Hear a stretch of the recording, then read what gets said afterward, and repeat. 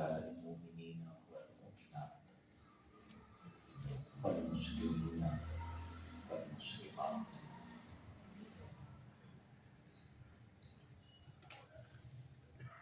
رمضان المبارک اپنی جملہ رحمتوں اور برکتوں سمیت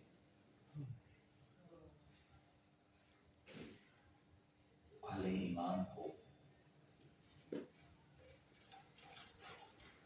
جنت کا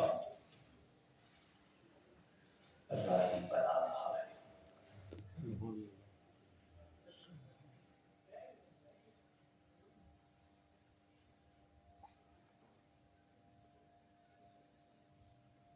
اس بابرکت مہینے کو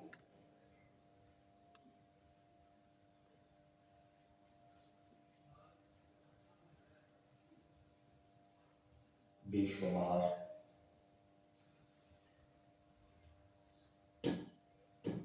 عظیم الشان اور رفیع المرتبت نسبتیں حاصل ہیں۔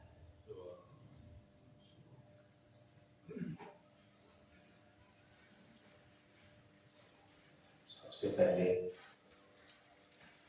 خود روزہ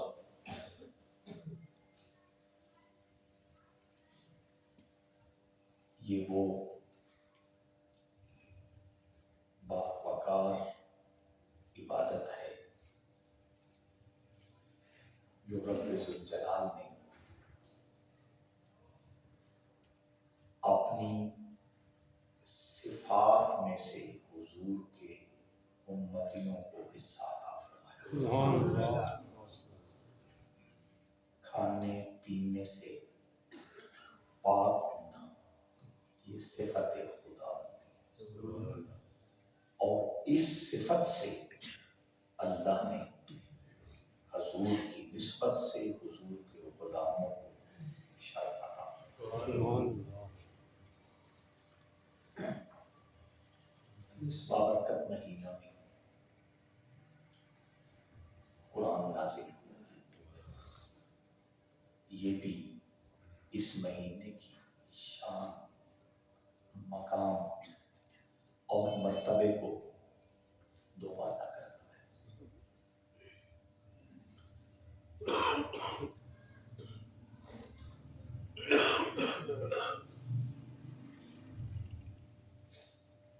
اسی مہینہ میں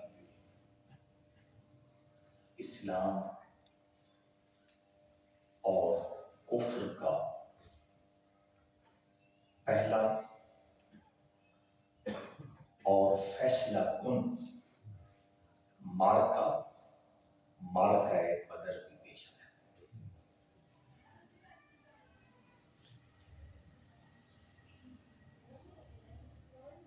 جسے غزوہ بدر کہتے ہیں۔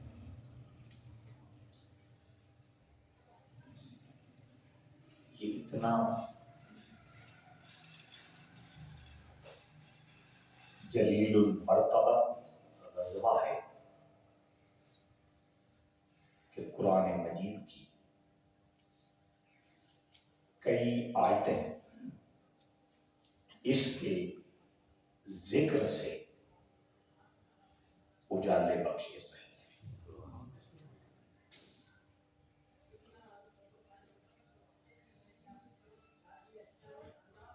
اسلام کا بنیادی مزاج تلوار اٹھانا ہے،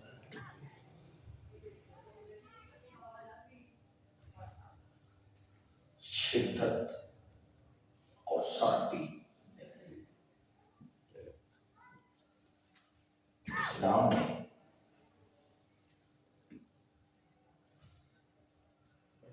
اپنے ماننے والوں کو یہی سبق دیا اور یہی تربیت کی کہ جب تک ممکن ہو محبت سے، تدبیر سے، نصیحت سے سمجھنے سمجھانے سے اور کمال حکمت کے ساتھ لوگوں کو دین کی طرف بلایا جائے۔ جب کوئی آخری سٹیج آ جائے، کوئی چارہ نہ رہے، کوئی سبب نہ رہے، اس وقت اللہ کے کلمہ کو سر بلند کرنے کے لیے طاقت کا استعمال جائز ہو جاتا ہے۔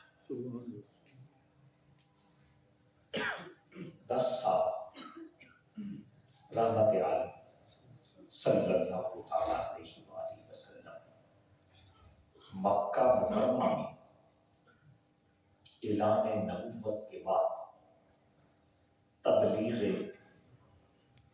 دین کرتے رہے۔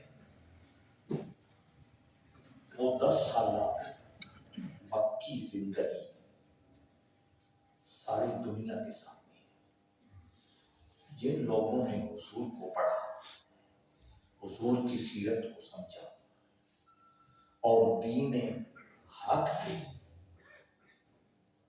اشاعت کے پہلے 10 سالوں کی تاریخ کو غور سے دیکھا، وہ اس نتیجے پہ پہنچے ہوئے ہیں۔ کون سی زیادتی، کون سی سختی، کون سی بے عزت اور کون سی تکلیف باقی رہ گئی تھی جو مکہ والوں نے حضور کو نہ دی۔ اس کے باوجود ان 10 سالوں میں رحمت کونین صلی اللہ علیہ وآلہ وسلم نے حکمت عملی کو اپنی ساری محنت اور کوشش کی بنیاد بنا کے رکھا۔ کوئی مقابلہ نہیں، کوئی جنگ نہیں،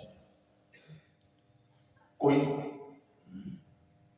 طاقت استعمال کرنے کا پروگرام نہیں۔ ادھر سے جو کچھ ہوا آقا سہتے رہے، برداشت کرتے رہے،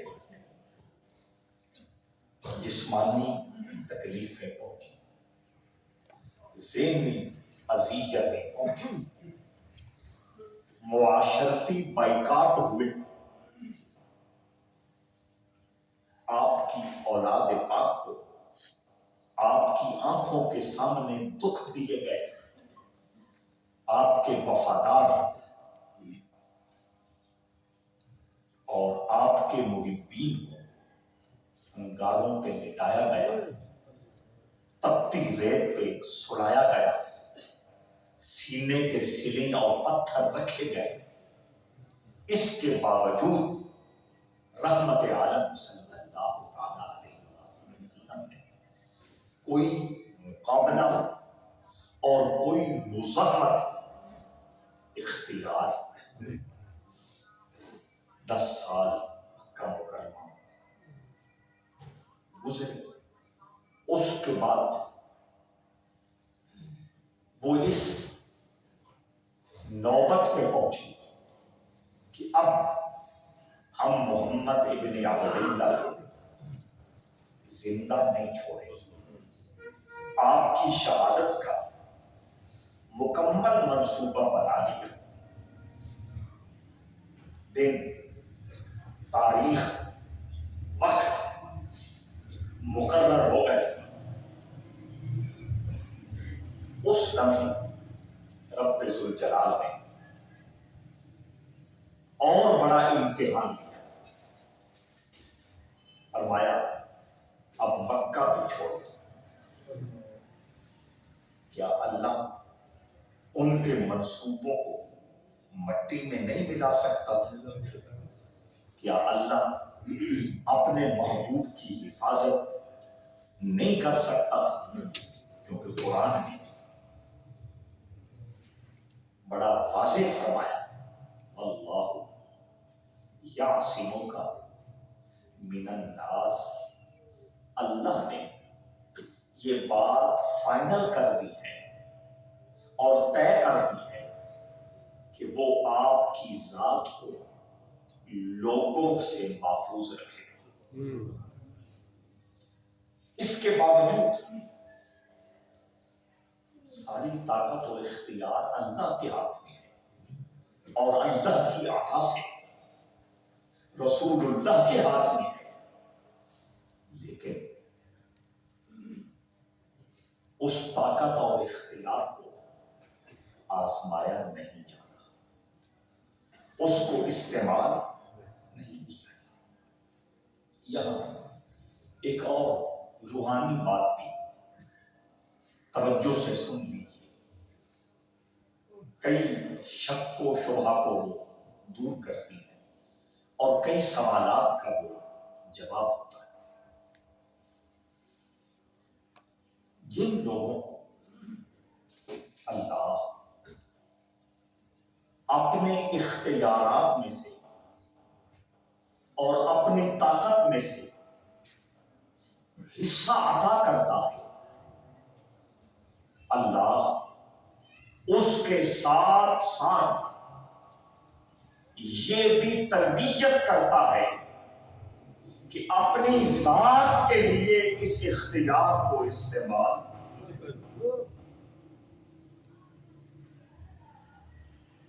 اور میں یہ سمجھتا ہوں طاقت و اختیار کا ملنا اللہ کا بہت بڑا انعام اور بہت بڑی عطا، لیکن اس سے بڑھ کر یہ عطا اور انعام ہے کہ سب کچھ ہونے کے باوجود رب کی رضا پہ راضی ہو جائے، اور اس کی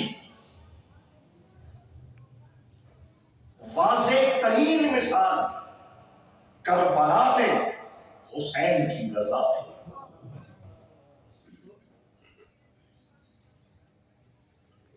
حسین کے صدقے حضور کی امت میں لاکھوں لوگوں کو رب ذوالجلال نے وہ قوت و اختیار عطا کیا ہے جس کی مثال کوئی نہیں۔ حسین کا اپنا اختیار کیا ہو، 10 سالہ مکی زندگی، طاقت و اختیار کے باوجود اللہ کی رضا پہ راضی ہے۔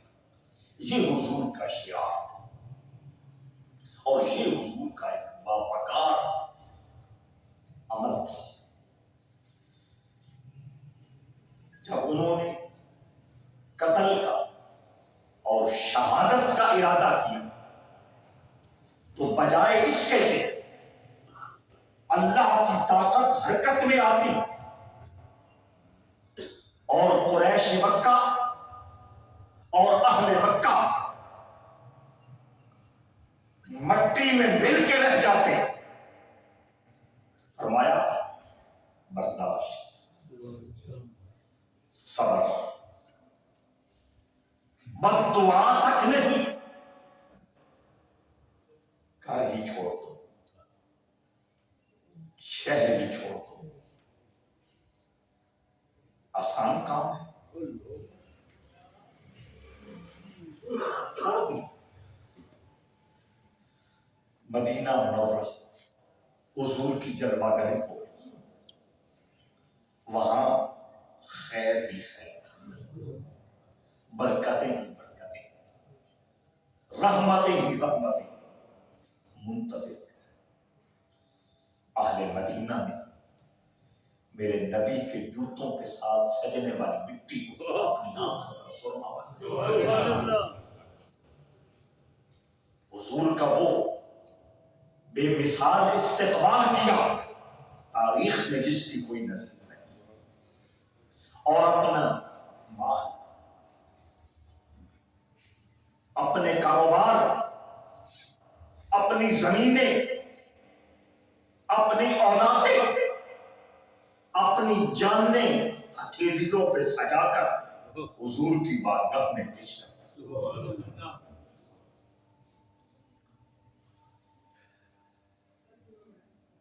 دوسرا سبق، جس طرح پہلے میں نے ایک سبق کہا کہ اختیار ہونے کے باوجود اپنی ذات کے لیے اختیار استعمال۔ دوسرا سبق کہ ہجرت میں خیر ہوتی ہے، ہجرت میں خیر ہوتی ہے۔ سارے اسباب، سارے وسائل، سارا علم و تجربہ خلوص نیت کے ساتھ بندہ آزما لے اور کامیاب نہ ہو رہا ہو، فائدہ حاصل نہ ہو رہا ہو، اس وقت ہجرت کرنا سنت مصطفیٰ ہے، اور اس سنت مصطفیٰ کی برکت سے اللہ رحمت و برکت و خیر کے دروازے کھول دے۔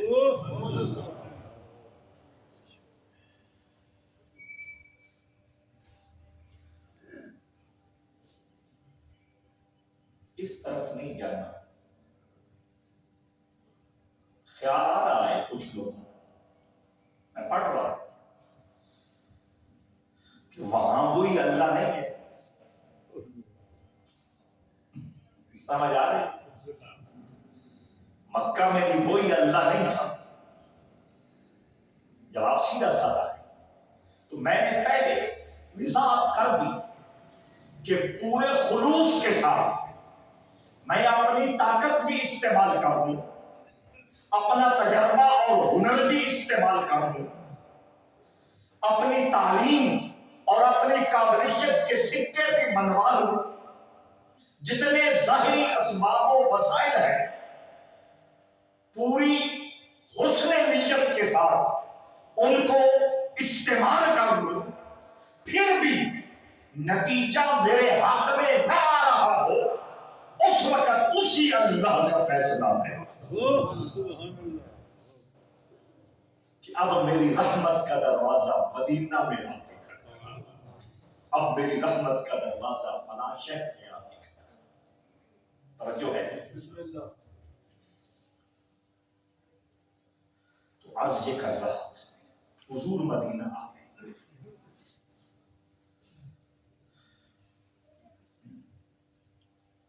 کچھ عرصہ 2 سال کے قریب وہ تقریباً بنتا ہے، حضور مدینہ منورہ میں رہائش پذیر ہو کر بڑے اطمینان کے ساتھ، سکون کے ساتھ دعوت حق کی ڈیوٹی دے رہے ہیں، اللہ کی توحید کا پرچار کر رہے ہیں، اپنی رسالت کا اعلان کر رہے ہیں، اور اللہ نے حضور کے وجود میں اپنی صفات کو جو جذب کیا ہے وہ لوگوں کی حیثیت کے مطابق آقا انہیں تقسیم فرما ہے۔ پتہ چلا کہ سفیان بعد میں مسلمان ہوئے صحابی ہے، وہ کچھ لوگوں کے ساتھ مل کر شہر مدینہ پر حملہ آور ہونا چاہتا ہے۔ رحمت عالم صلی اللہ علیہ وسلم صحابہ کو اکٹھا کیا، مشورہ کرنا ہے۔ تیسرا سوال مشورہ، توجہ ہے؟ اللہ نے فرمایا وَشَاوِرْهُمْ فِي الْأَمْرِ، اے جان جان اپنے معاملات میں اپنے غلاموں کو مشورے میں شامل کیا۔ مشورے کا حکم حکم ربانی ہے، اور رحمت عالم کو اللہ نے یہ حکم دیا ہے۔ تو جملہ معاملات میں، دنیاوی جملہ معاملات میں رحمت عالم صلی اللہ علیہ وآلہ وسلم اپنے غلاموں سے مشورہ کرتے ہیں۔ نماز فرض ہو گئی، اس پہ مشورہ کوئی نہیں، پڑھنی یا 5 پڑھنی یا سمجھ آ اس میں مشورہ نہیں، اس لیے میں نے دنیاوی لفظ، دنیاوی معاملات اللہ نے اپنے محبوب کو پابند کیا مشورہ، تو حضور نے صحابہ کرام سے مشورہ، جب ادھر مشورہ شروع ہوا، توجہ درکار ہے، اس وقت کی ایجنسیاں موجود تھیں، یہ CIA ہے، یہ موساد ہے، یہ فلاں ہے، یہ فلاں ہے۔ آج سائنس کا دور ہے، اس انداز سے بڑے مربوط اور منظم طریقے کے ساتھ مخبری کا سسٹم چل رہا ہے، اور اس زمانے میں اسی ماحول میں ادھر کی ادھر پہنچانے والے اور ادھر کی مخبری رستے نہ لایا ہے۔ توجہ، یہ رمضان کے پیچھے ایک دو منٹ نا جلدی کوشش کرنی صاحب حضرات عظیمہ، ادھر بھی خبر پہنچی مکہ کہ ابو سفیان کا کارواں روکنے کے لیے اہل مدینہ تیاری کر رہے ہیں، انہوں نے اپنی جگہ پہ تیاری کرنا شروع کر کہ ہم ابو سفیان کے قافلے کی حفاظت بھی کریں گے اور مدینہ والوں سے مقابلہ بھی کریں گے۔ بہانہ تلاش کر رہے ہیں، وہ حسد وہ جلن ان کو سکون سے بیٹھنے نہیں دے رہا، کوئی ریزن، کوئی وجہ، کوئی سبب، کوئی بہانہ اس کی ضرورت وہ آتا ہے۔ اب حضور مشورہ کر رہے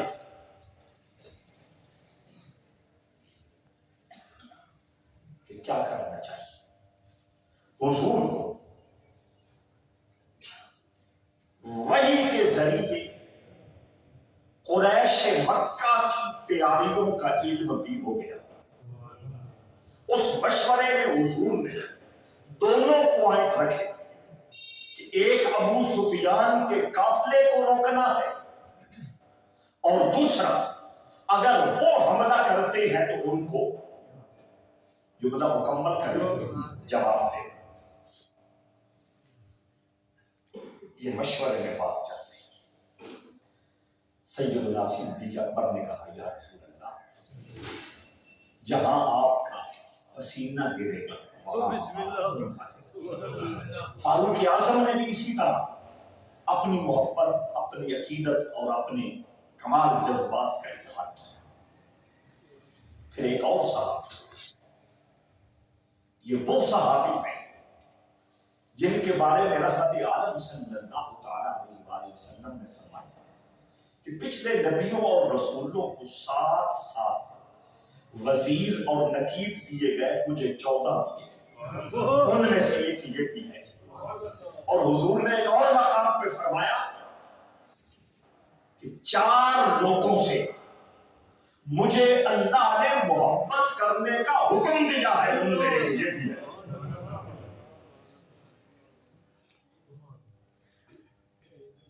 توجہ ہے، ان کا نام جناب مقداد ہے، مقداد، قاف 2 نقطہ، میم قاف دال اقدا، مقداد صحابی رسول۔ حضور کے 14 وزیروں میں سے ایک وزیر ہے، اور حضور کے محبوبوں میں سے ایک محبوب، اور یہ بھی مہاجر ہے، ہجرت کرنے والوں میں شامل۔ مشاورت میں انصار بھی موجود تھے، مہاجرین بھی موجود تھے۔ فی الوقت سیدنا صدیق اکبر، فاروق اعظم اور اب حضرت مقداد بات کر رہے ہیں۔ بات تو وہ سب کی ہو رہی ہے، مہاجرین کی بھی ترجمانی، انصار کی بھی نمائندگی۔ حضرت مقداد کہتے ہیں یا رسول اللہ، جس طرح جناب موسیٰ نے کہا تھا اپنی قوم سے کہ فرعون کے مقابلے کے لیے نکلنا ہے، اور قوم کہنے لگی ہم یہی بیٹھیں گے، آپ جاؤ اور آپ کا خدا جائے۔ جناب مقداد کہنے لگے یا رسول اللہ ہم وہ حرکت نہیں کریں۔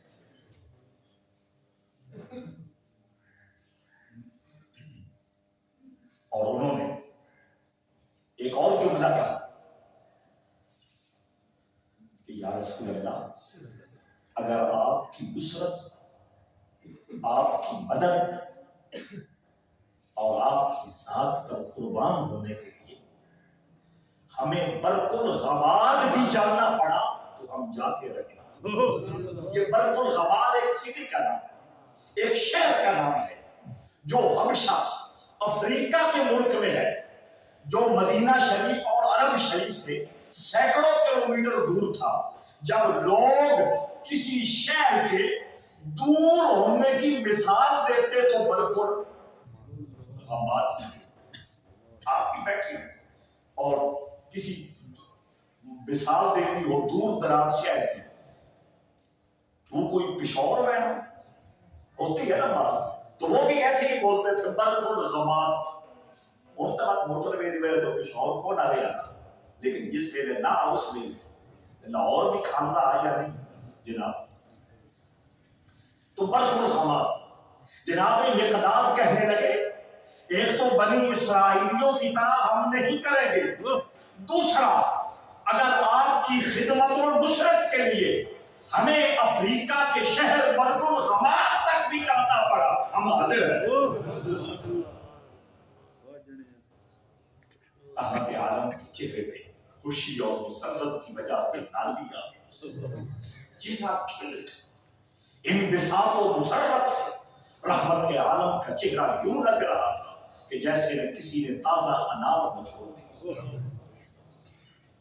لیکن حضور ابھی مشورے کو جاری رکھے، فرمایا اشیرو، مشورہ تو اس وقت اب 3 شخصیات عرض کر چکی ہیں، اس کے باوجود حضور کہتے ہیں مشورہ تو اس وقت ایک انصاری صحابی حضرت سعد عرض کرتے ہیں یا رسول اللہ مجھے لگتا یہ ہے کہ آپ کا روئے سخن انصار کی طرف ہے، یعنی آپ یہ چاہتے ہیں ابو بکر، عمر، مقداد انہوں نے تو کہہ دیا، انصار کیوں نہیں بول رہے؟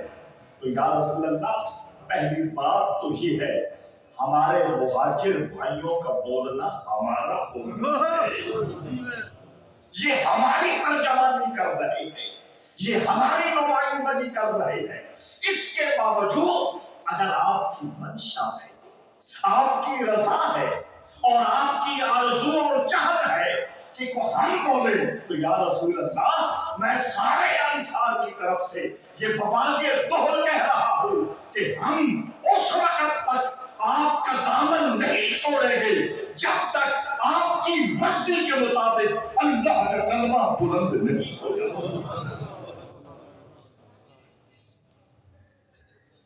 لڈو لینا بینا نہ کہ جاننا دینا بینا۔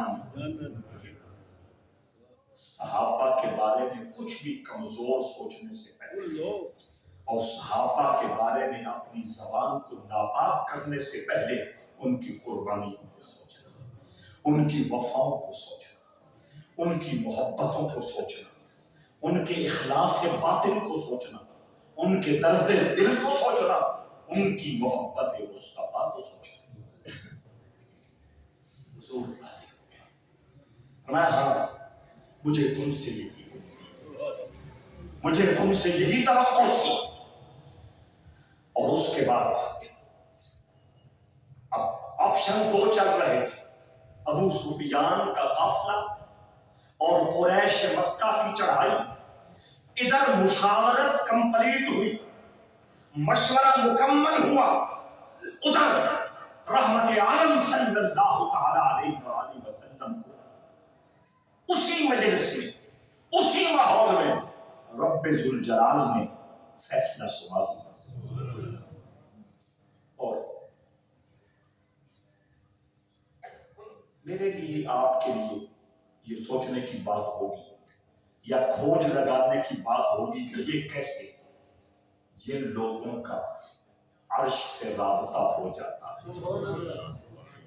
ان کے جو سورسز آف انفارمیشن ہیں، اللہ کی بارگاہ سے خبریں اور علم عطا ہونے کے جو طریقے ہیں، وہ دنیا کی آنکھوں، دنیا کی سماعتوں اور دنیا کی زبانوں اور دنیا کی سوچوں سے پھول میں خوشبو ہوتی ہے، بول کے بتاتی ہے، نظر آتی ہے،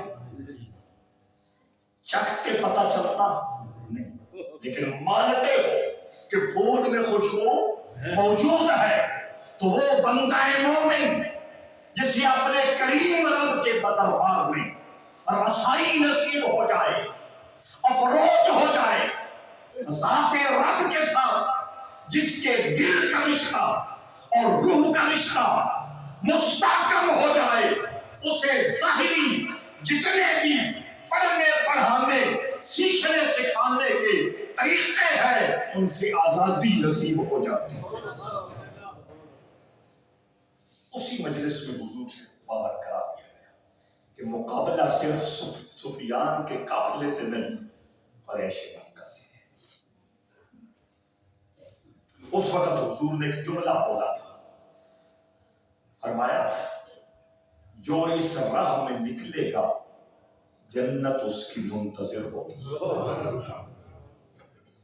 اس سے جو زیادہ حضور کی قربت والے صحابہ تھے، انہوں نے ایک سیکنڈ سے پہلے نتیجہ نکال لیا کہ جنت ایسے نہیں ملتی۔ اب حضور نے جو اشارہ کیا اور جو سگنل دیا ہے وہ باقاعدہ جنگ۔ ابو سفیان کے ساتھ تو 15 20 25 بندے ہوں گے اور وہ تجارتی قافلہ لے کے جا رہا ہے، اس نے کیا حملہ کرنا ہے اور اس کا ایک سیکنڈ میں ہم نے خاتمہ بھی کر دینا ہے۔ یہ جو حضور کہہ رہے ہیں کہ جو اس راہ میں نکلے گا جنت اس کی انتظار میں ہے، اس کا مطلب یہ ہے کہ اب وہ میدان سجنے لگا ہے جس میں جان ہتھیلی پہ رکھ کے رخ مصطفیٰ کو دیکھ اپنا سب کچھ نثار اور قربان کرنے کا مرحلہ۔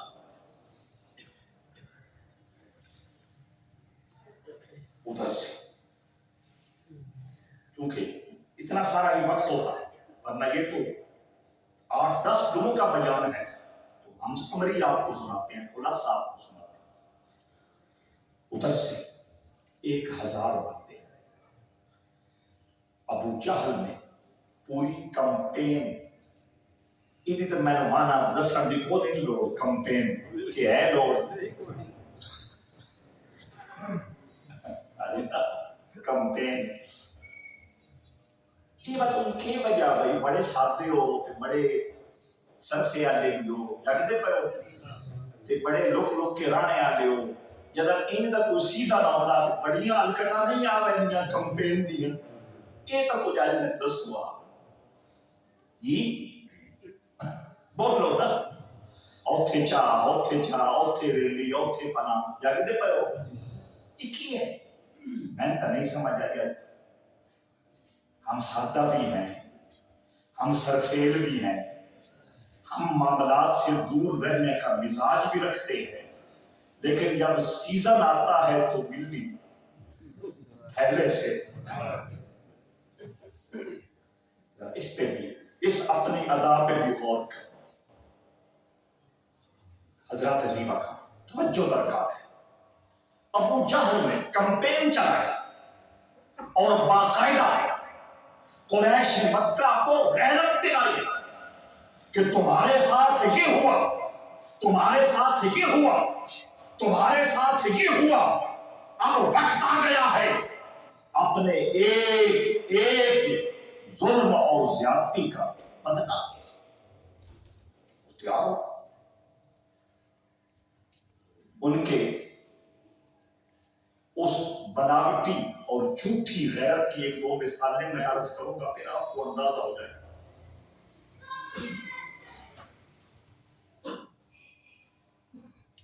1000 اور مکہ کے جتنے بڑے بڑے قبیلے تھے ان کے سردار فزیکلی اس میں شامل ہو گئے. ابو جہل کہتا اگر خود نہ گئے تو کام. ابو لہب تبت یدا،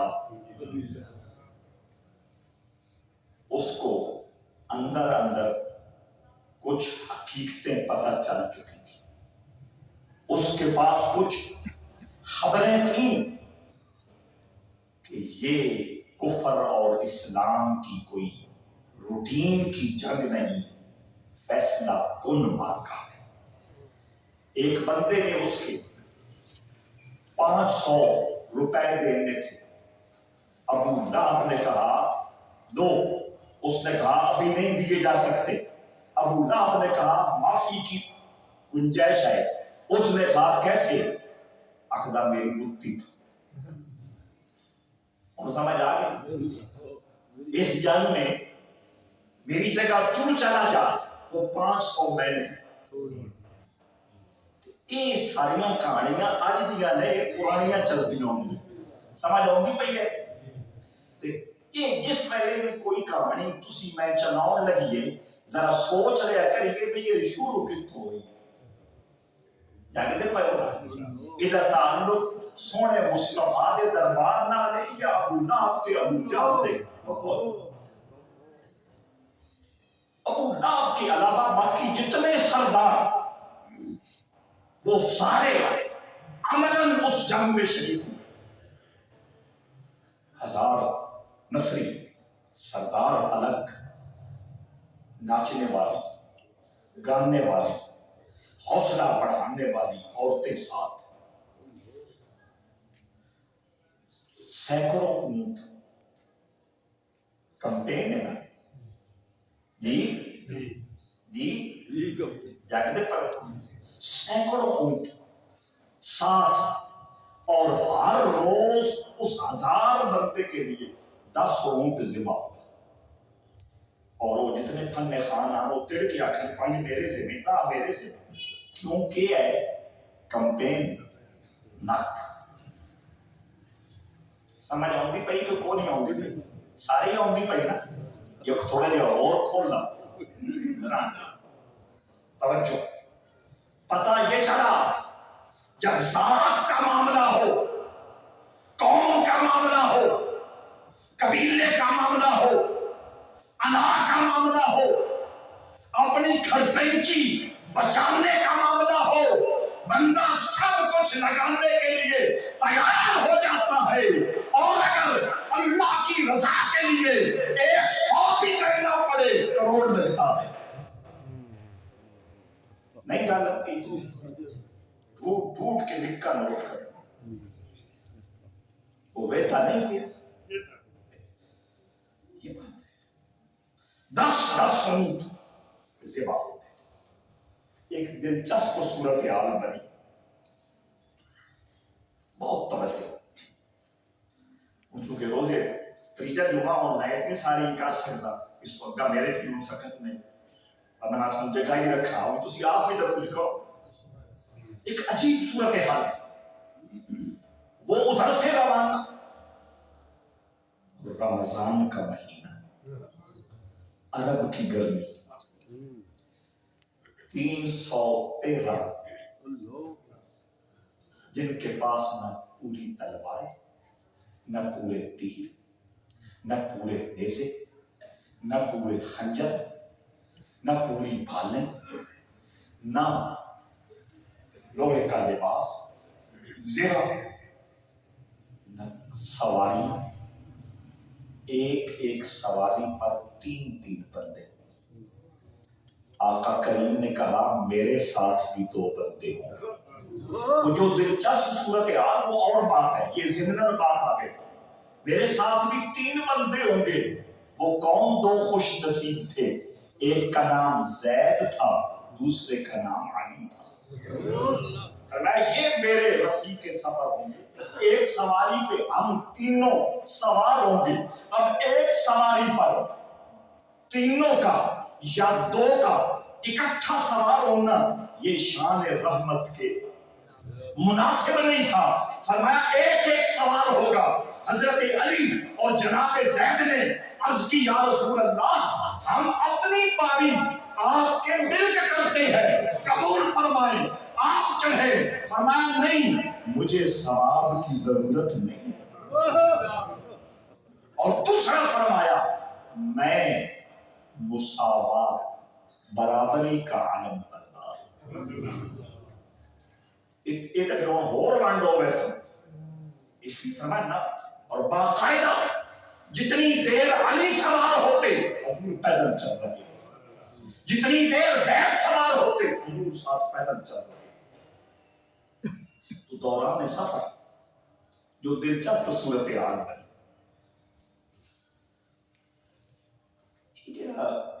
اس قسم دے واقعات میں جڑا اج میں چھیڑیا یہ واسطے کدی کدی کو رات نہ بنائی جائے کہ خیال ہے اگلے سال اللہ تعالیٰ توفیقاں دیتیاں زندگی ہوئیاں یہ بارے سوچیا ہے ان راتاں تے یہ پروگرام ہے جانے این جی آئے گا، پھر معلومات میں اور فیض میں اور برکتوں میں اور رحمتوں میں ایک خاص حصہ ملے گا۔ اب میں سوچ رہا ہوں کیا سناؤں کیا چھوڑوں، ایک ایک نفس جو ہے وہ نور سے بھرا، وہ خوشبو سے معطر ہے، وہ فیض سے مالا مال ہے، وہ دلوں اور روحوں کو معراج عطا کرنے والا۔ ادھر سے وہ جائے ادھر سے یہ جائے۔ ایک مقام پہ دو ان کے غلام تھے قریش، ان کو کچھ صحابہ پکڑ کے آئے اور سختی کرنے لگے ان سے، بتاؤ کہاں پہنچے ہیں، سواریاں کتنی ہیں، اسلحہ تمہارے پاس کتنا ہے، نفری کتنی ہے۔ اب وہ ان کا نمک کھانے والے تھے، وہ جواب نہیں دے رہے تھے۔ صحابہ کرام نے مارنا شروع کیا۔ آدھی چور جڑا ہوتا وہ کیا کرتا، کوڑی من نہیں میں وہ من ٹھیک ہے جو آپ کہہ رہے ہیں صحیح، صحابہ جو کہتے ہاں جی ایسے ہی، انہوں نے چھوڑ دی۔ حضور نماز ادا فرما رہے تھے، سلام پھیرا، فرمایا جس وقت چھوڑنا تھا اس وقت نہیں چھوڑا، اور جس وقت نہیں چھوڑنا تھا اس وقت فرمایا تم میرے پاس۔ حضور نے فرمایا میں صرف ایک سوال کرنا چاہتا ہوں، کتنے لوگ ہیں؟ بہت زیادہ حضور نے پوچھا اور وہ صحیح جواب دینے کے لیے تیار۔ حضور نے کہا کوئی بات ہے، آئیے میرے حضور کی فراست، میرے حضور کی بصیرت۔ آقا کریم نے فرمایا اچھا کوئی بات نہیں، بے شک نہ بتاؤ کہ وہ 500 ہے، 1000 ہے، 10,000 ہے، یہ بتا دو ان کے کھانے میں اونٹ کتنے ذبح ہوتے ہیں۔ انہوں نے کہا 10، صحابہ کرام کو حضور نے فرمایا 1000 ہے۔ کوئی توجہ ہے یا نہیں؟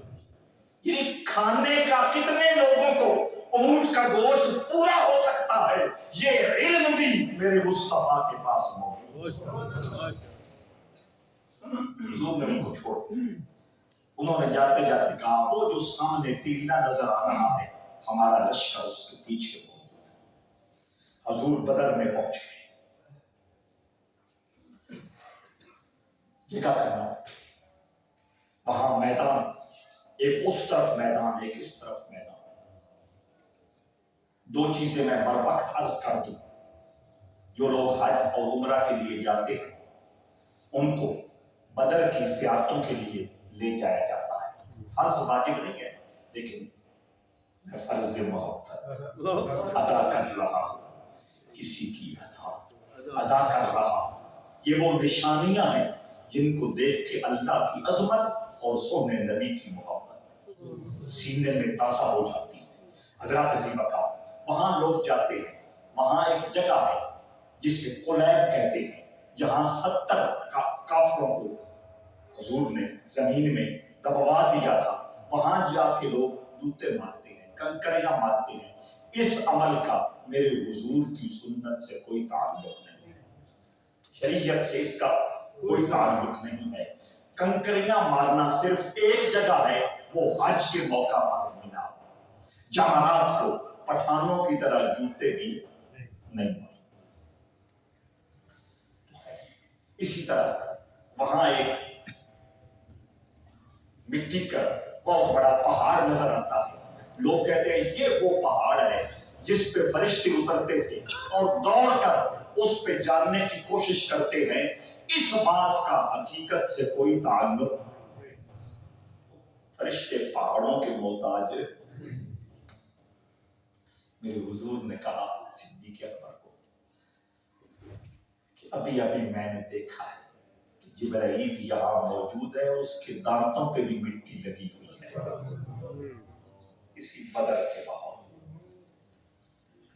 اگر وقت بچ گیا تو اس طرف بھی ہوں فرشتوں کی آمد۔ حضرات عظیم حضور بدر کے مقام پہ پہنچے، بہت سارے کنویں تھے، کچھ آباد کچھ خشک، اور 2 میدان تھے۔ جس طرف سے حضور پہنچے پہلے میدان میں حضور نے قیام کرنا پسند کیا، فرمایا یہاں رک جاتے ہیں۔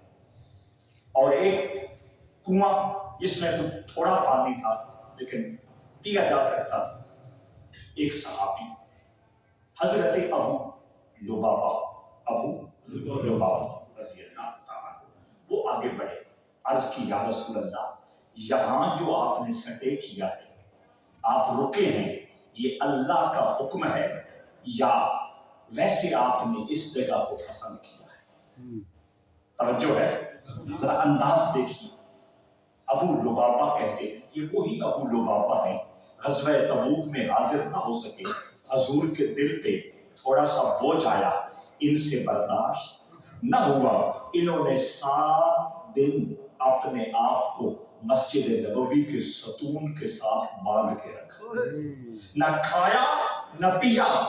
نماز کے لیے صحابہ کھول دیتے، نماز ادا کرتے، پھر اپنے آپ کو بدوا لیتے۔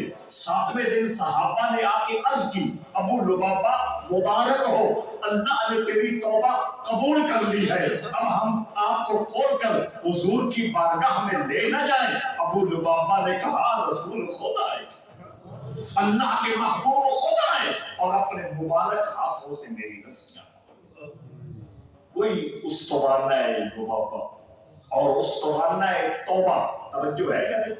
اور ابو لبابہ کی اس ادا پر اللہ کا محبوب اتنا راضی ہوا، اس کے بعد اکثر حضور اپنے نوافل بھی اس ستون کے ساتھ پڑھا کرتے۔ اور آج بھی جن سعادت مندوں کو اس ماحول میں پہنچنے کی اللہ توفیق عطا کرتا ہے اور اس سکون کے ساتھ لگ کر آہوں سسکیوں میں ابو لبابہ کو سفارشی بنا کر اپنے رب سے معافی مانگتا، سمجھ آ رہی کہ نہیں آ رہی؟ گیڈا آپ کی کتاباں آسان جو عبرت ایسی حجی بڑھ گئے، ایسی عمری بڑھ گئی، حقیقتیں سیکھ کے جاؤ۔ رسمی رواجی اور فارمیلٹی حجیں اور عمروں کی کیا ہے؟ توجہ حضرات عزیز، یہ ابو لبابہ کہتے ہیں حکم خدا ہے یا آپ نے خود پسند کیا ہے؟ فرمایا اللہ کا حکم تو نہیں ہے، مجھے یہاں بہتر لگا۔ ابو لبابہ نے عرض کی یا رسول اللہ، اگر میں عرض کروں اور آپ جگہ تبدیل فرما لیں؟ آقا نے فرمایا بالکل، میں تیری رائے کا احترام کروں گا۔ حضرت ابو لبابہ 313 صحابہ کو اپنے ساتھ لے کے بالکل اس دوسرے میدان کے قریب جا کے کھڑے ہو گئے۔ وہاں ایک اور کنواں تھا جس میں اور پانی زیادہ تھا، اس پہ قبضہ کیا اور جناب ابو لبابہ نے آقا کی بارگاہ میں عرض کی باقی کنووں کو پاٹ دیا جائے، بند کر دیا جائے۔ حضور نے ان کی تجویز کو پسند کیا۔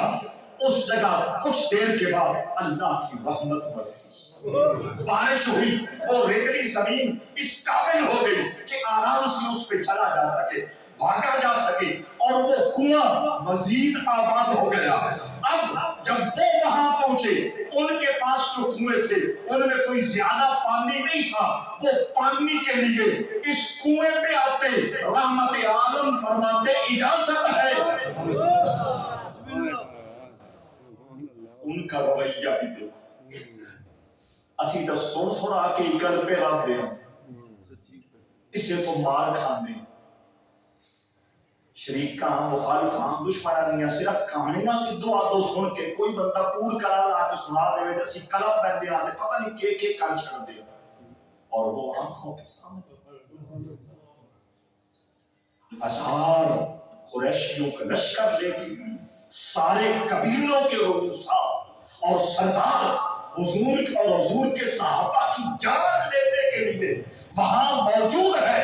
جس وقت حضور کو پتا چلا فلاں سردار بھی آ رہا ہے، فلاں سردار بھی آ رہا ہے، فلاں سردار بھی آ رہا ہے، فلاں سردار بھی آ رہا ہے، جاگتے پہ ہو، میکن بھی آ رہے، سپرا بھی آ رہے، ہنجرا بھی آ رہے، گوندل بھی آ رہے، چدر بھی آ رہے، ولیچ بھی آ رہے، کوئی رہ گئے تو ناراض نہ ہونا۔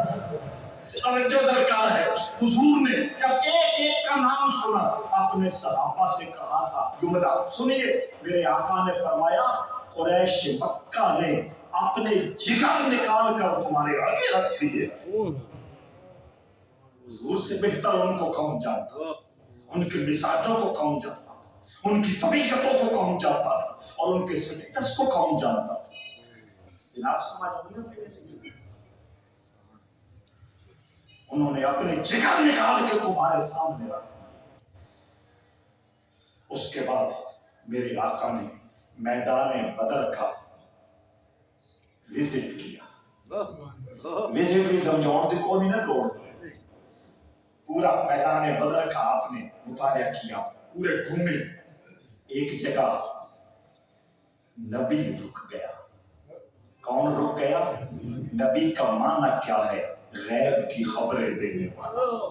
وہ غیب کی خبریں دینے والا، آمنہ کلام، انبیاء کا امام، رسول کا سردار، عرش علا کا دلہا، میرے کریم رب کا حبیب ایک جگہ رک گیا، ہاتھ میں چھڑی تھی، زمین پہ مارتے، اور ایک قریشی سردار کا نام ہے،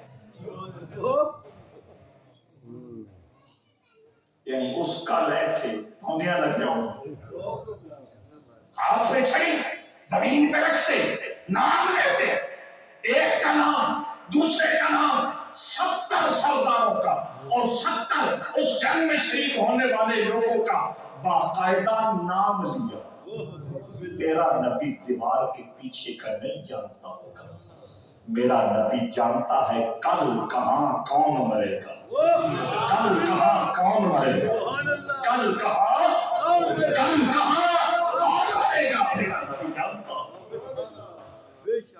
اس حدیث کا انکار کر کے مجھے دکھا، اللہ نے کہا ہے کل کے بارے میں کوئی نہیں جانتا، بِأَيِّ أَرْضٍ تَمُوتُ، کہاں کوئی مرے گا کوئی نہیں جانتا۔ اللہ کہتا ہے اور نبی کہتا ہے میں جانتا ہوں۔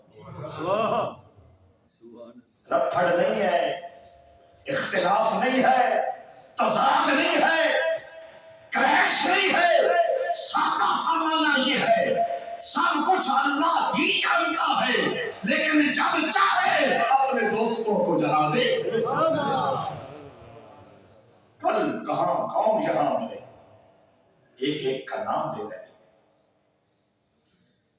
اس جگہ کا نام قلیب بدر ہے، قلیب گڑھا، بدر کا گڑھا۔ اس کے بعد آپ نے باقی سارے معاملات صحابہ کرام نے عرض کیا، رسول اللہ آپ کے لیے ایک دھارا نہ بڑھا چھڑی، یہ سمجھانے کے لیے میں کہہ رہا ہوں۔ ان دھارے کو اردو والے پاسے لے جائیے تو چھپر، انگریزی والے پاسے لے جائیے تو شیر، عربی میں لے جائے تو عریش۔ کیا عرش سنا ہے نا؟ عرش، عریش، دھارا، چھپر، شیر، عریش۔ یا رسول اللہ بولنا بنا دے، آپ اس کے نیچے اپنے رب کی یاد میں ذکر و فکر میں مصروف ہو جائیں. اگر ہم آپ کی ذات پہ قربان ہو گئے پھر بھی آپ وہاں محفوظ ہوں گے. اور خیریت سے یہ الفاظ ہیں صحابہ کے, مدینہ واپس جائیں گے اور مدینہ میں جو باقی نسلی ہے آپ کی عزتوں پہ قربان ہونے کے لیے واپس آ جائے گی.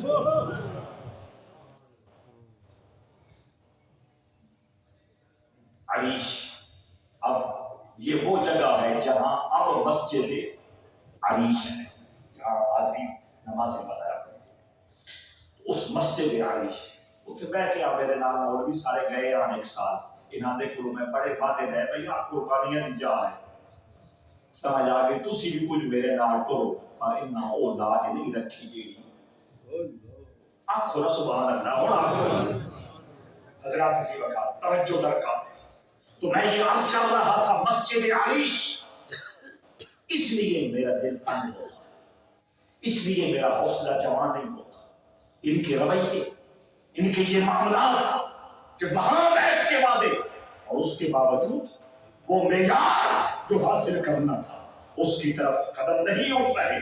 تو مسجد عریش وہ چھپر کے نیچے حضور بیٹھے ہیں اور سجدے میں گر گئے. یا حیو یا قیوم, یا حیو یا قیوم, یا حیو یا قیوم اس کا ورد کر رہے ہیں.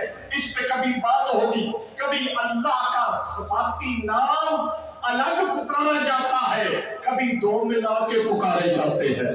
اس میں الگ حکمت ہے. یہ حکمتیں سمجھو, ان حکمتوں کی گہرائیوں میں اترنے کی کوشش کرو. تو یا حیو یا قیوم سجدے میں سر ہے اور یہ وظیفہ پڑھے جا رہے ہیں, اللہ کو یاد کیے جا رہے ہیں.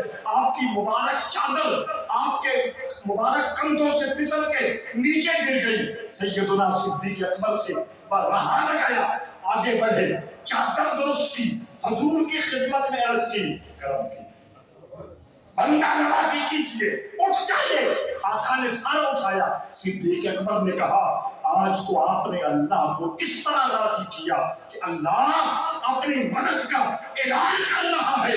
آقا کریم کو نے صدیق اکبر کی بات سن کے کہا تو نے درست کہا, میں نے ابھی دیکھا ہے رب ذوالجلال نے 5000 فرشتے جبرائیل کی قیادت میں آپ کی مدد کے لیے بھیجے ہیں, اور جبرائیل کے دعوتوں پہ میں نے اپنی آنکھوں سے مٹی نہیں دیکھی. بدر دی جنگ دا جڑا تاج ہے نا اس فرشتیوں دے سر تے کوئی نہیں رکھا. سمجھ آ رہی گل؟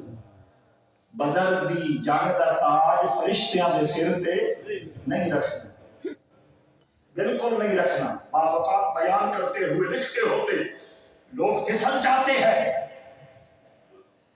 وہ 1000 تھے مقابلے میں آنے والے, 5000 فرشتے تھے. 1000 کے لیے ایک بھی کافی تھا کہ نہیں؟ کافی تھا.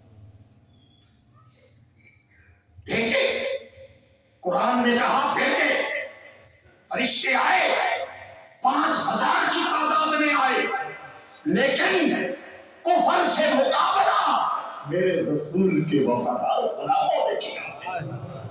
جگر ان کے کٹے ہیں, لہو ان کے بہے ہیں, زخم ان کو لگی ہے, گردنیں ان کی کٹی ہے, جان کے نذرانے انہوں نے پیش کی. وہ پھر کیوں آئے؟ قرآن نے بڑے سادہ سے لفظوں میں جواب دے دیا, فَثَبِّتُ الَّذِينَ آمَنُوا. وہ اس لیے آئے کہ میرے رسول کے وفادار غلاموں کے دل مضبوط ہو جائے. سمجھ آ گئی؟ رشتے کی یہ ڈیوٹی ہوتی ہے کہ وہ رسول اللہ کے غلاموں کا دل مضبوط کرنا, ان کی علمی چوبانیوں میں اضافہ کرنا. آپ کو وہ لمحہ یاد ہوگا جب حضرت حسان بن ثابت رضی اللہ تعالیٰ عنہ نے میرے محبوب کی ناک پڑھی تھی تو خوش ہو کے حضور نے یہی کہا تھا, اللہم ایدہ بروح القدس, اے اللہ جبرائیل کی ذات سے حسان کی مدد کر. وہ یہی مدد ہے کہ اس کی وجہ سے اس کے علم میں اضافے ہے, اس کے دل کو سکون ہے, اس کے دل کو قرار ہے. تو فَثَبِّتُ الَّذِينَ آمَنُوا, अल्लाह ने फरिश्ते इसलिए भेजे कि सहाबा के दिल मजबूत रहे और वो डट के कुफर का मुकाबला करें। अस्ते करिए अल्लाहुम्मा सल्ली अला सय्यिदिना मुहम्मद मातल जूद वल करम वाला अलैहि व बारिक वसल्लम। तवज्जो रखना, कभी मैं पढ़ता वाली व बारिक वसल्लम, कभी मैं पढ़ता वाला आली व बारिक वसल्लम, शक नहीं करना, ये तो कढ़ना समझ आ गई। दोनों तरह पढ़ दिया है, ज्यादा बेहतर वाली व बारिक वसल्लम है। वाला आली वाला कभी जबान से निकल जाता है, कभी इरादतन पढ़ देता हूं कि जो वो पढ़ रहे हैं वो ये न समझे कि हम गलत पढ़ रहे हैं, वो भी दोस्त, लेकिन ज्यादा अफजल वाली व बारिक। तवज्जो, बदर का मैदान, उधर कुरैश मक्का, उधर ये 313 मेरे रसूल के वफादार होगा। हजूर ने अपने 313 सहाबा को अपने उस वफादार लश्कर को 3 हिस्सों में तकसीम किया। एक इंचार्ज मुहाजिर को बनाया, एक का इंचार्ज कबीला औस के सहाबी को बनाया, एक का इंचार्ज कबीला हजरत के सहाबी को बनाया। औस और हजरत एक मदनी अंसारी 3 हिस्सों में तकसीम किया। लाइनें बनवा रहे, तरतीब से सेटिंग फरमा रहे खुद अपनी कमान में, और हाथ में आपके तीर था। अगर कोई आगे पीछा होता तो उसको ऐसा हल्का सा टच कर देते कि बराबर खड़ा, इस तरह कहते हैं सफ बराबर खड़ा, वो बराबर खड़ा हो। एक सहाबी को हुजूर के वो तीर की नोक लगी, उसको दर्द हुई या ना हुई, कोई मसला हुआ या ना हुआ, लेकिन उसने चीज जरूर की, जाहिर किया कि मुझे तकलीफ हुई है। हुजूर रुक गए, फरमाया क्या हुआ सवाल? वो कहने लगे आपने मुझे ये जो टकोचा दिया है, ये जो टच किया है तीर से, उससे मुझे तकलीफ हुई है और मैं बदला लूंगा, मैं बदला लूंगा। करीम नबी ने कहा मैं मौजूद हूँ, मैं हाजिर हूँ ना, मैं बदला दे के जाऊंगा। उसने कहा ऐसे नहीं, मेरे जिस्म पर कुर्ता नहीं था और आपके जिस्म पे कुर्ता है, बदला तो तब मुकम्मल होगा आपका मुबारक जिस्म भी मुझे नजर आए। मैं थी आखना से जिस्म भी नंगा हो जाए, लेकिन मैंने क्या कहा, माना वही है, लेकिन लफ्जों का भी तो कोई हुस्न होता है ना। और जितनी बड़ी बारगाह हो, वहां कुछ कहने से पहले, वहां बोलने से पहले, वहां कोई बात करने से पहले लफ्जों को नगीनों की तरह सजा।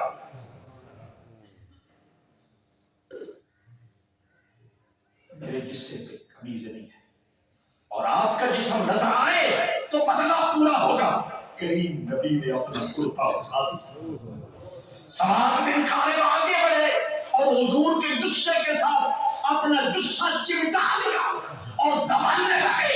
आका ने कहा तूने तो बदला लेना था, तीर पकड़ और मुझे टच कर। उन्होंने कहा नहीं या रसूल अल्लाह, मैं ये चाहता था अल्लाह के दरबार में इस हाल में हाजिर हो कि मेरा जिस्म नबी के जिस्म से लगा हो।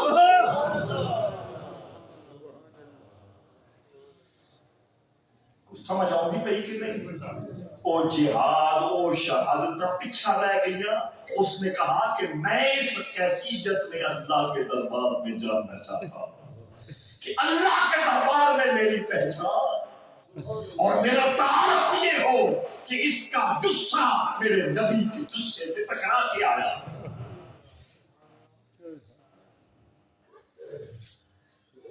दुश्मन आमने सामने,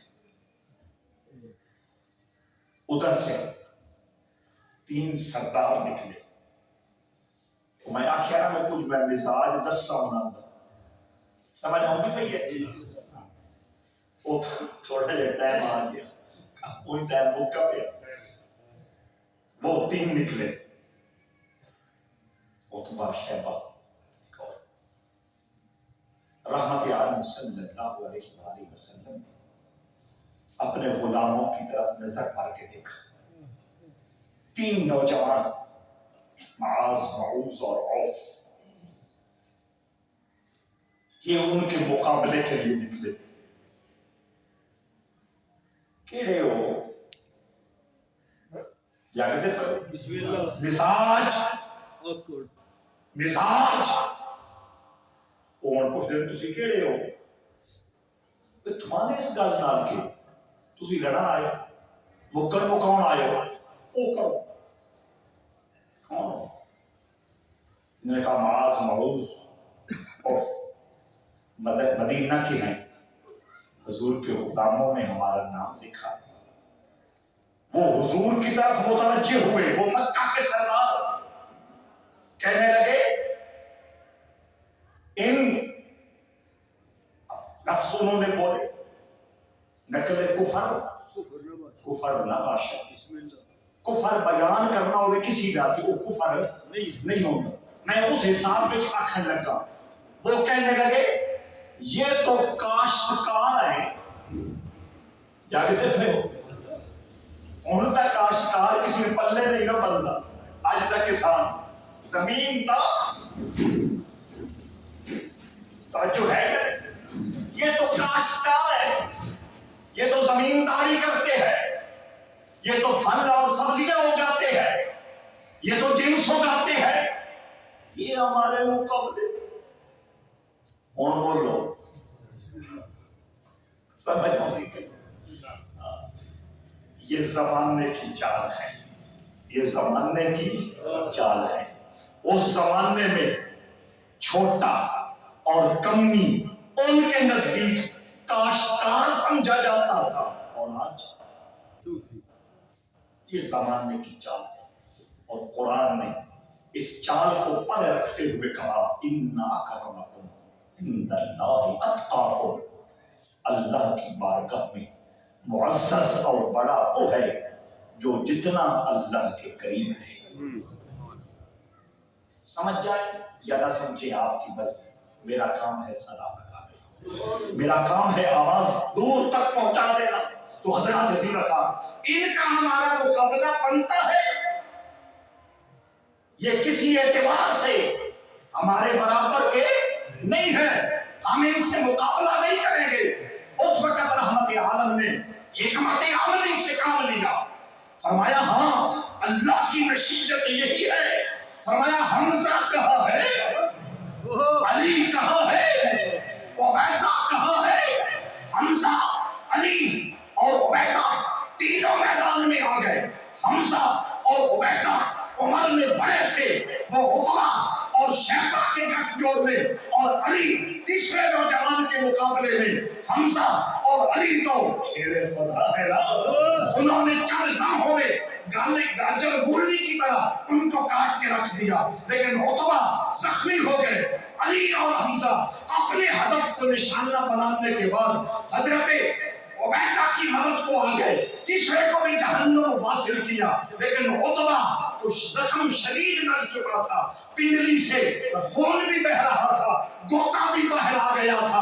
آخری سانس تھے، حضور چلتے ہوئے آئے، اور جب قریب آئے اور تیزی سے چلنا شروع کر دیا اور اپنا مبارک قدم حضرت عبیدہ کے پاؤں منہ مبارک کے قریب رکھا. حضرت عبیدہ نے اپنے ہاتھ، کوئی ہے ان کی موت،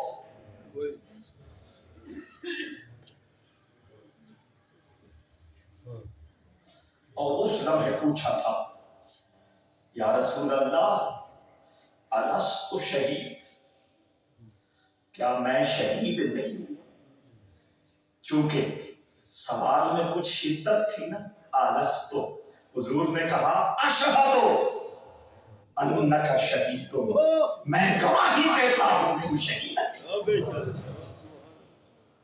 ایک صحابی اسی جنگ میں، جنگ کا میدان گرم ہونے سے پہلے شہید ہو گئے. کنویں کی منڈیر پہ بیٹھے تھے، دشمن کا تیر لگا، شہید ہو گئے. ان کا نام یاد رکھ لے، हारिसा, क्या नाम? हारिसा। उनकी एक और बहुत कीमती हदीस भी उलमाए हदीस ने किताबों के सीनों में महफूज की है और उसका तकाजा है कि बयान किया जाए, लेकिन वक्त आंखें निकाल रहा।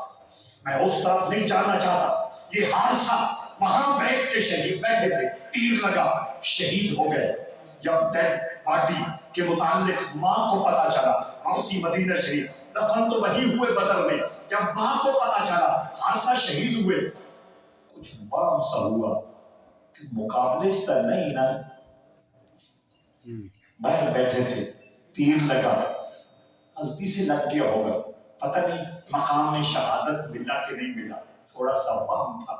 हजूर की कचहरी में हाजिर हुई, मेरा बेटा शहीद है और मेरा बेटा जन्नत में है, मेरा बेटा शहीद है और मेरा बेटा जन्नत में है।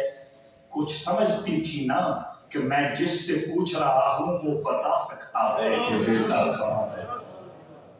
तेरा नबी दीवार के पीछे का कख नहीं जानता, मेरा नबी जानता है कि मेरा उम्मती कहाँ है। या रसूल अल्लाह फरमाइए ना, मेरा बेटा शहीद है और मेरा बेटा जन्नत में है। आका करीम ने फरमाया, बहन तुझे मुबारक हो, अल्लाह ने जो जन्नत का सबसे ऊंचा दर्जा जन्नतुल फिरदौस है, उसमें तेरे बेटे हारिसा को महल अता फरमाया।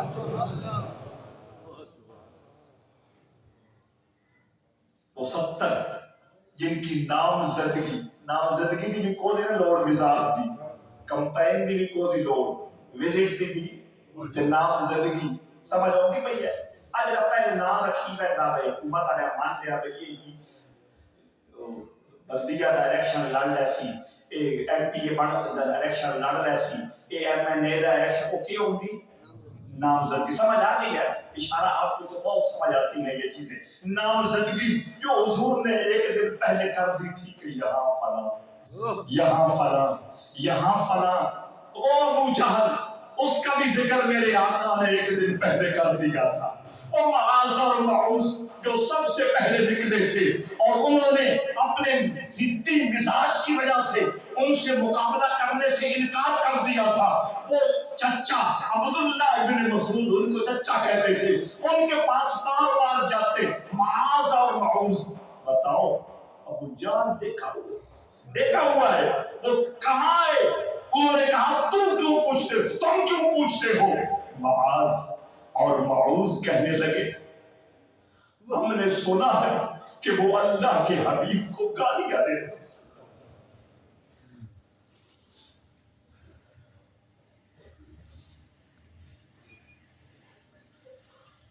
समोसे और गुलाब जामुन पे राजी हो जाने वाला मुआज़ और मऊज़ का मोहब्बत रसूल का कमाल देखो।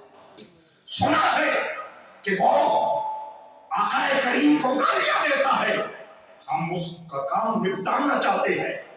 चलते चलते अब्दुल्ला इब्न मसूद की आंखों के सामने अबू जहल आया, मुआज़ और मऊज़ को बताया वो है, वो शेरों की तरह उस पे लपके और बरदाना मार उस पे हमला किया, एक ही जस्ट में वो घोड़े से नीचे गिर गया। मुआज़ और मऊज़ ने समझा इसको हमने जहन्नम में दाखिल कर दिया है, दौड़ते हुए हुजूर के पास आए और कहा हमने उसे जहन्नम में पहुंचा दिया है। एक कहता नहीं नहीं या रसूल अल्लाह मैंने मारा है, बच्चे थे ना।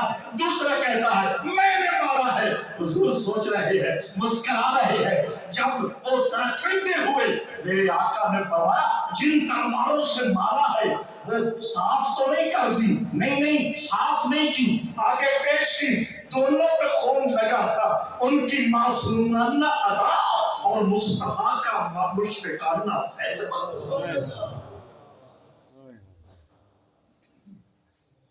तवज्जो है, जंग खत्म हो गई।